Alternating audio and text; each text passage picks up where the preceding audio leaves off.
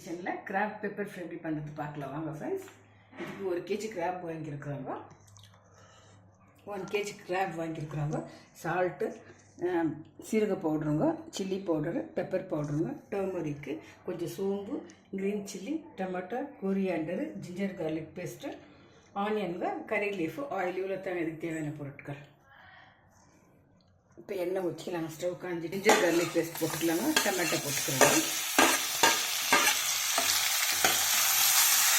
எல்லாம் மசாலா போட்டு ஃப்ரை பண்ணியிருக்கேன். இப்போ நண்டு போட்டுக்கலாங்க.